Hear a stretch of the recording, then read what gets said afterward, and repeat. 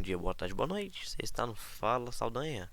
Vamos então dando continuidade ao nosso livro Como Fazer Amigos e Influenciar Pessoas, com o capítulo número 8, que tem o seguinte título: Faça o erro parecer fácil de corrigir. Um amigo meu, solteiro, com cerca de 40 anos de idade, ficou noivo. Sua futura esposa o convenceu de que devia tomar algumas tardias lições de dança. Deus sabia que eu necessitava de uma lição de dança, confessou ao narrar o seu caso, pois eu dançava exatamente como fazia quando dancei pela primeira vez, há 20 anos passados. A primeira professora que tomei provavelmente me disse a verdade. Declarou que eu estava tudo errado, devia esquecer tudo e começar de novo. Mas isto não me agradou. Não tive incentivo para continuar. Assim, abandonei. A outra professora devia estar mentindo. Gostei do que disse. Declarou sem cerimônia que a minha dança estava talvez um pouco fora de moda, mas os passos estavam certos, e assegurou-me de que eu não teria dificuldade alguma em aprender alguns passos novos. A primeira professora desanimou-me, mostrando-me todos os meus erros. Esta nova professora elogiou as coisas que eu fazia certo e diminuiu meus erros. Fez justamente o oposto da primeira. O senhor tem um senso natural do ritmo, afirmou-me. Realmente, o senhor é um dançarino nato.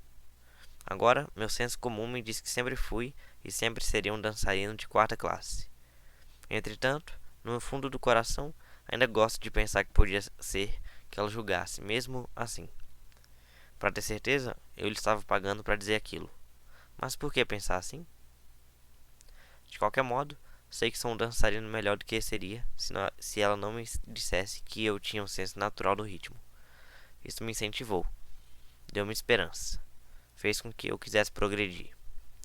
Diga a uma criança, ao marido ou ao empregado que ele é estúpido ou inútil em uma determinada coisa, que não receberá prêmio por essa razão, que ele está fazendo tudo errado, terá destruído quase todo o incentivo para qualquer tentativa de melhorar.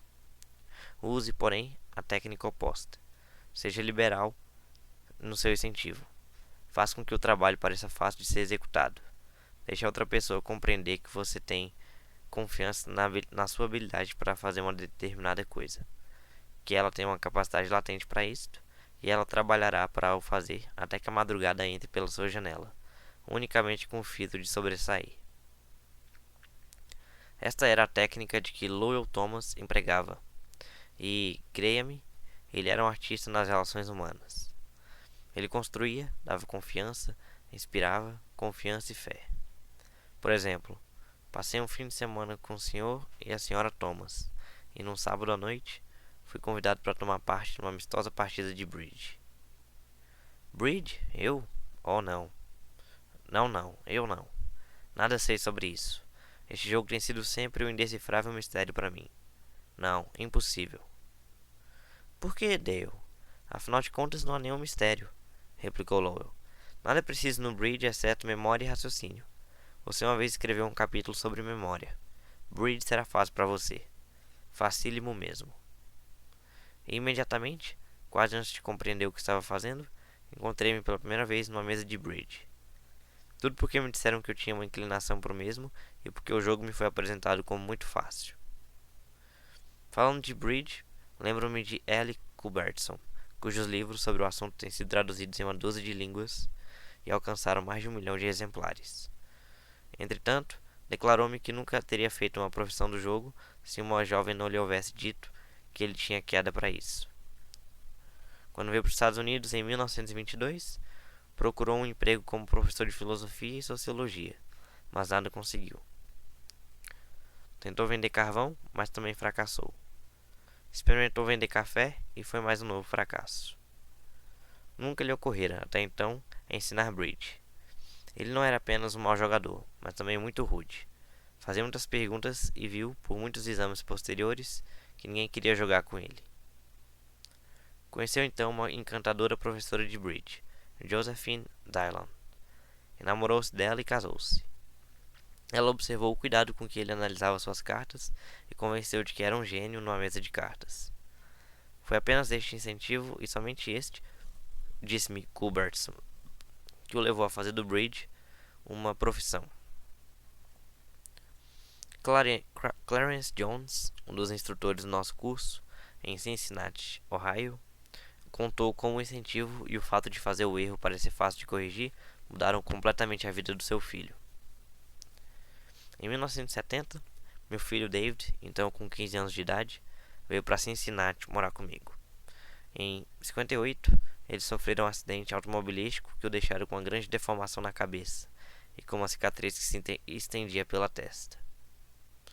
Em 1960, divorciei-me de minha esposa e ele se mudou com a mãe para Dallas, no Texas, até os 15 anos.